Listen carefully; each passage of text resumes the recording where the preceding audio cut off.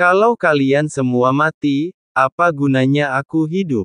Aku akan bereinkarnasi bersama kalian. Mulai lagi dari awal. Xiao Yan mengangkat gelasnya dan tertawa terbahak-bahak, tidak tahu apakah itu efek alkohol. Atau apakah ini pikiran terdalam Xiao Yan. Dia tertawa, namun matanya berubah merah tanpa dia sadari, dia hampir melupakan kalian semua. Ayah, kakak laki-laki tertua, kakak laki-laki kedua. Xiao Yan tersenyum. Ia bergumam sendiri, tidak tahu kapan ia kehilangan ayah dan saudaranya. Seolah-olah semua yang dialaminya hanyalah mimpi. Xiao Yan mabuk untuk waktu yang lama, dan relaksasi yang telah lama hilang membuat pikirannya terkonsentrasi pada saat ini. Setelah dibebaskan dan terbangun dari mimpi, Xiao Yan menggelengkan kepalanya dan menyadari bahwa dia tidak tahu berapa lama waktu telah berlalu. Alkohol berubah menjadi kabut putih dan dengan cepat menghilang dari tubuhnya. Tim Fearless, semuanya masih terbaring di meja, muka mereka memerah, dan mereka tampak tenggelam dalam mimpi. Ada beberapa hal yang tidak dapat kita kembalikan, tetapi kita dapat melihatnya lagi dalam mimpi kita. Xiao Yan dengan lembut menyingkirkan tangan yang berada di bahunya.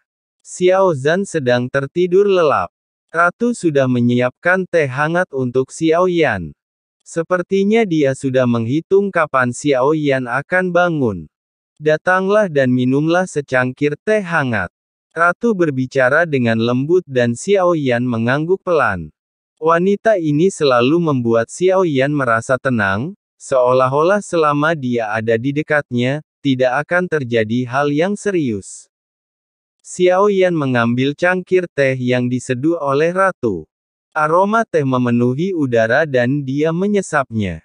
Tutup mata Anda sedikit dan rasakan manisnya setelah rasa pahit, dan Anda akan merasa lebih nyaman. Sang Ratu memperlihatkan senyum yang menyenangkan, tak ada setitik pun cacat di wajah cantiknya yang lembut bak batu giok. Terima kasih, Ratu Xiao Yan berkata lembut sambil membuka mata dan menatap wanita sempurna di depannya. Setiap beberapa ratus tahun ketika kita bertemu lagi, keadaan selalu menjadi canggung. Tidak bisakah kau memanggilku dengan namaku saja? Gelar ratu diberikan oleh dunia. Jadi aku tidak ingin kau memanggilku ratu. Sang ratu melengkungkan bibirnya dan berkata dengan agak tidak senang. Xiao Yan merasa memanggilnya dengan namanya agak tidak sopan, jadi ia terbiasa memanggilnya ratu. Saya sudah terbiasa dengan hal itu. Xiao Yan tersenyum pahit dan berkata, panggil aku Nanfu, kalau tidak aku akan marah. Sang ratu menatap Xiao Yan dengan serius dan berkata, baiklah, mulai sekarang aku akan memanggilmu Nanfu. Xiao Yan menggaruk kepalanya. Baru setelah ratu mendengar persetujuan Xiao Yan, dia menunjukkan senyum manisnya. Ngomong-ngomong, apakah kamu menggunakan butian jin untuk membunuh Zhang Mianxi pada akhirnya? Sang ratu mengambil cangkir teh, menyesapnya, dan mengucapkan kata-kata dengan suara paling lembut yang menyentuh jiwa Xiao Yan. Sang ratu sebenarnya tidak hanya mengetahui keberadaan butian jin, tetapi juga bagaimana Zhang Mianxi akhirnya dihancurkan. Kecepatan pembagian telapak tangan sangat cepat pada saat itu, dan diselesaikan hampir seketika. Butian jin terbang kembali ke menara Zichen Suling, dan sang ratu benar-benar tahu bahwa Xiao Yan mengangkat kepalanya. Keterkejutan di matanya tidak dapat disembunyikan, tetapi sang ratu tetap tidak berekspresi. Sang ratu mengangkat tangannya dan sebuah kristal abu-abu muncul di telapak tangannya yang ramping. Saya pikir saya ingat dengan benar apa yang ditinggalkan Gu Zongsheng. Namanya Zuopu Tianjin. Xiao Yan menatap menara Zichen Suling di antara kedua alis Bu Tianjing dan mendapati menara itu bergerak lagi, seolah sangat menginginkan Bu Tian Sutra. Xiao Yan hampir yakin dengan fluktuasi yang datang dari menara Zichen Suling. Itu berasal dari wilayah tingkat ke-14, dan datang dari tingkat ke-15 di atas taman. Setelah Xiao Yan memperoleh Sky Building Gold dari Tianwu, saya tidak punya waktu untuk mempelajarinya dengan saksama, dan saya tidak tahu apa yang ada di lantai 15. Oleh karena itu, kita perlu melengkapi Tianjin. Apa peran benda ini? Sang ratu tahu bahwa Xiao Yan sedang menunjuk emas butian di tangan ratu dan bertanya dengan rasa ingin tahu. Hal ini menyebabkan Tianwu terkendali. Meskipun kekuatannya akan meningkat, hal itu membuat tuan rumah tidak dapat melepaskan diri dan tampaknya memiliki sifat iblis. Apakah kamu juga tidak memilikinya? Saya tidak begitu tahu apa fungsinya. Suatu ketika, benda itu disematkan ke dalam pedang Gu Zongsheng dan mati bersamanya. Setelah bangunan itu hancur, hanya kristal ini yang tersisa. Ratu menggelengkan kepalanya dan berkata, Xiao Yan menatap ratu, mencoba mencari jejak fluktuasi di wajahnya yang sempurna, tetapi Xiao Yan tidak menemukannya. Tampaknya ratu benar-benar tidak tahu apa-apa. Bisakah Anda memberi saya emas perbaikan langit ini? Xiao Yan menatap. Meskipun dia tidak tahu apa fungsinya, tetapi karena bisa membunuh Chang Misi, benda ini pasti luar biasa. Tentu Anda ingin lebih. Sang ratu dengan murah hati mengulurkan tangannya ke arah Xiao Yan. Ada senyum menyanjung, yang jelas memiliki makna tersembunyi.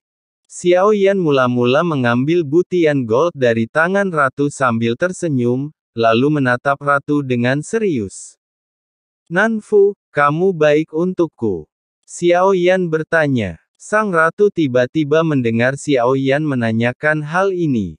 Beberapa orang tercengang. Dia tampaknya tidak menduga Xiao Yan akan menanyakan pertanyaan seperti itu. Bukankah sudah cukup jelas? Sang ratu hanya mengangkat sudut mulutnya, wajahnya sudah sangat cantik. Sebenarnya saya tidak mengerti. Kamu dan aku tidak sejalan. Bahkan jika kita saling mencintai di kehidupan sebelumnya, itu berakhir ketika Yang Mulia meninggal. Saya Xiao Yan, bukan Gu Zongsheng. Xiao Yan berkata dengan serius, mungkin karena dia merasa ratu terlalu baik padanya. Jika dia menolaknya pada akhirnya, itu akan sangat kejam pada ratu. Aku tidak pernah menganggapmu sebagai orang yang peduli. Bersikap baik padamu tidak memerlukan beban. Tidak masalah apakah kamu akan jatuh cinta padaku pada akhirnya. Aku hanya ingin bersikap baik padamu. Itu saja. Sang ratu mendekatkan teh ke bibirnya, menundukkan mata indahnya, dan menatap Xiao Yan dengan serius. Diucapkan perlahan. Xiao Yan menunjukkan ekspresi tidak mengerti. Sang ratu sangat cantik, dan kecantikan di bumi bahkan lebih menakjubkan. Namun bagi Xiao Yan, kecantikan bukanlah pilihan pasangannya, dan sekarang dia tidak ingin terlibat dengan wanita lain. Jika dia bahkan tidak bisa melindungi istrinya saat ini, mengapa dia harus menyakiti lebih banyak orang? Xiao Yan telah membagi hatinya menjadi banyak bagian, dan ini sudah batasnya. Harapan besar sang ratu membuat Xiao Yan merasa sedikit kewalahan. Faktanya, kamu tidak dapat memahami Xiao Yan sekarang. Tapi saya pikir Anda akan mengerti di masa depan, dan ini akan menjadi pertama kalinya senyum ratu menjadi sedikit pahit. Namun Xiao Yan benar-benar tidak dapat memahaminya saat ini dan meletakkan cangkir tehnya. Xiao Yan tidak mengatakan apa-apa lagi. Dia hanya mengepalkan tangannya sedikit dan membungkuk kepada ratu. Tidak masalah bagaimana situasinya berkembang hingga saat ini, meskipun dia telah mengalami hidup dan mati 2 kali. Namun pada akhirnya, Xiao Yan mendapat banyak keuntungan. Xiao Yan masih memiliki banyak tugas yang harus dilakukan. Hal pertama yang harus dilakukan adalah memeriksa boneka jiwa yang ditelan oleh lapisan darah di Menara Cheng Suling dan dikirim secara paksa ke lantai 12 Lingsu. Meskipun wilayahku telah menembus ke tingkat kedua Dewa Abadi, tubuh fisikku telah jatuh ke tingkat jiwa bintang 3 dalam pertempuran ini. Perlu membangun kembali tubuh asli dan membuatnya lebih kuat. Begitu pula dengan klon jiwa yang telah lama mandek di Zujin, baru setelah menyeret bintang-bintang untuk berlatih keras barulah ia merasakan kemajuan. Akan tetapi, dia masih belum merasakan belenggu terobosan ke alam roh kuno. Menurut apa yang diketahui Xiao Yan, roh asli Zujin abadi seperti dewa. Dilihat dari pertarungan sebenarnya, dia berada di sekitar level ketiga, jadi jiwa Zujing seharusnya berada di level keempat atau bahkan kelima. Mungkin jika meningkat lebih jauh, dia bisa mencapai level ke-6 atau ke-7. Namun ini hanyalah garis besar kasar dari pertempuran yang lebih nyata, selain dari wilayah itu sendiri. Pertempuran itu penuh dengan variabel. Faktanya, alam kultivasi roh primordial adalah roh primordial alam kuno independen yang dapat mencapai kekuatan tempur tertentu, yang juga perlu dibandingkan dalam pertempuran.